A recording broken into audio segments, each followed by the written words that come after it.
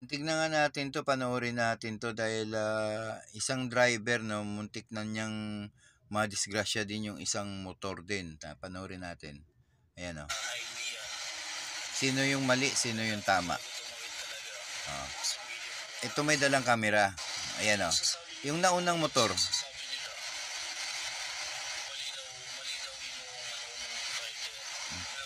parehas naman driver yan, tumawid. Nakita niyo may nag-overtake, eh alam niya naman na may isang van diyan na huminto kasi may tatawid, 'no? Tapos siya, huminto siya ng bagya, kaya lang siguro baka napihit niya kasi nagmamadali. Kung hindi niya napahinto ng konti yan, nabangga niya 'to. Oh, yung van nga huminto, oh. Tapos siya tuloy-tuloy siya. Oh.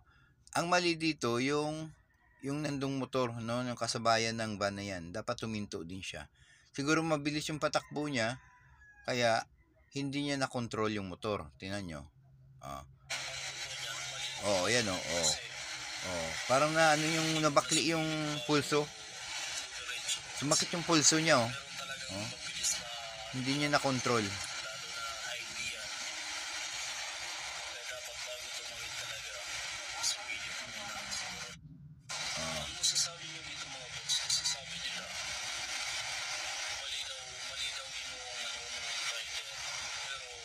May mali dyan yung ano, nag-overtake na yun, no. Yan, yung may ano, yan, may bag.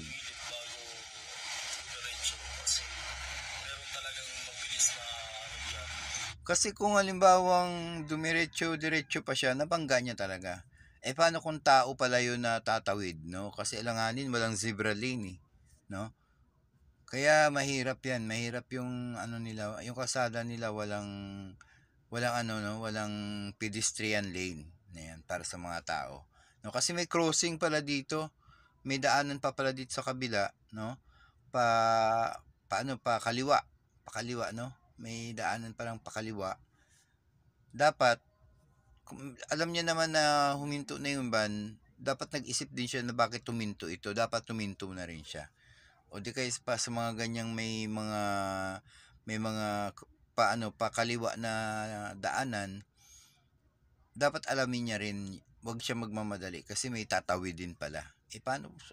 Yun nga eh. Kung tao yun, paano yung kung hindi niya na control, dinabangganan niya, lalo na kung mga bata pang tumawid, di ba? Oh.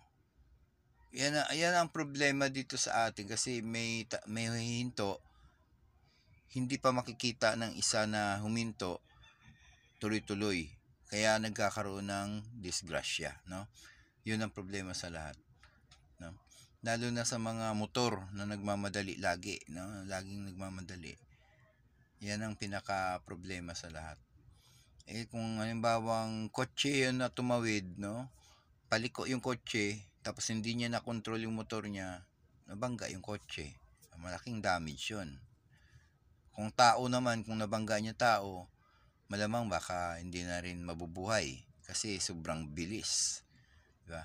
Kaya itong lalaking narrator dito, no, nagba-vlog siya, ang may mali dito yung isa na tumuloy-tuloy. Eh nakita niya na yung van, eh, na huminto, eh. Ibig sabihin may tatawid. Dapat nakiramdam siya bakit huminto, dapat huminto na rin siya kasi baka may tumawid, no?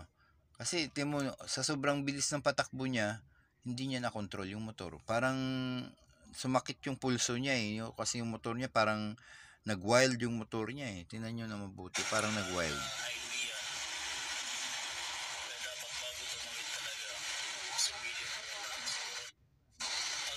Oh.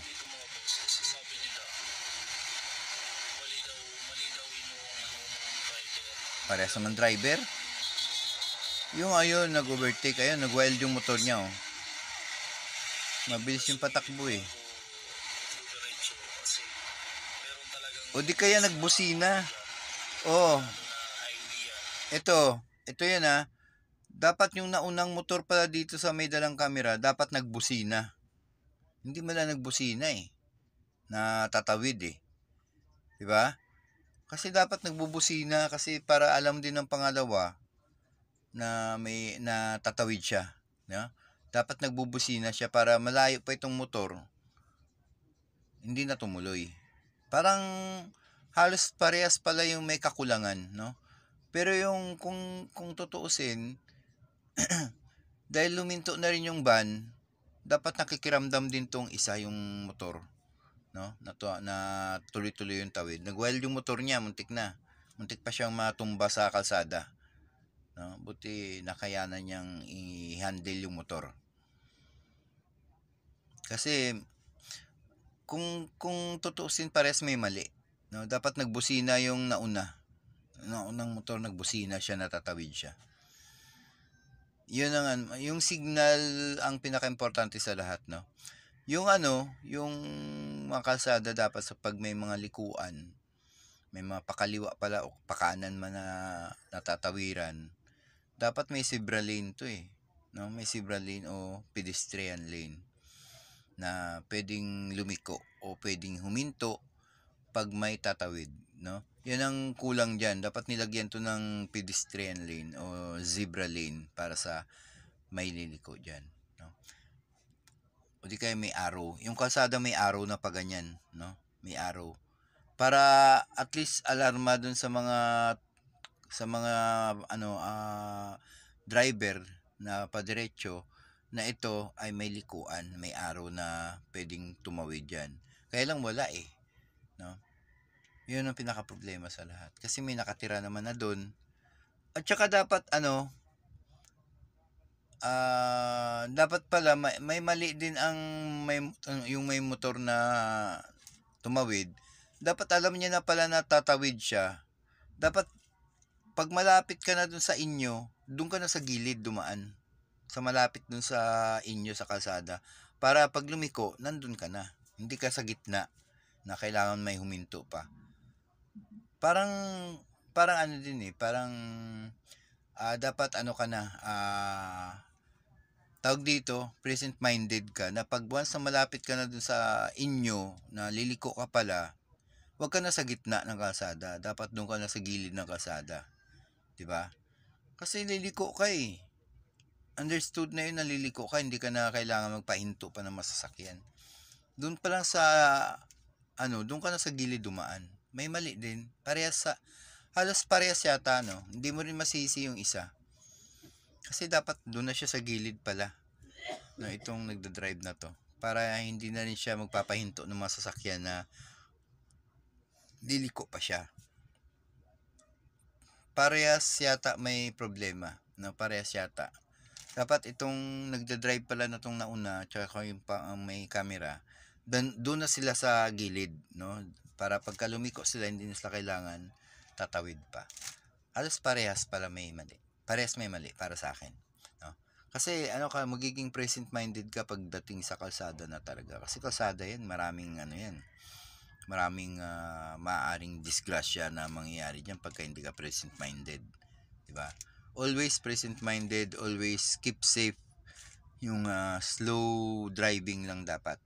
Huwag masyadong kaskasero kasi katulad niyan, muntik-muntik na nag-wild yung motor.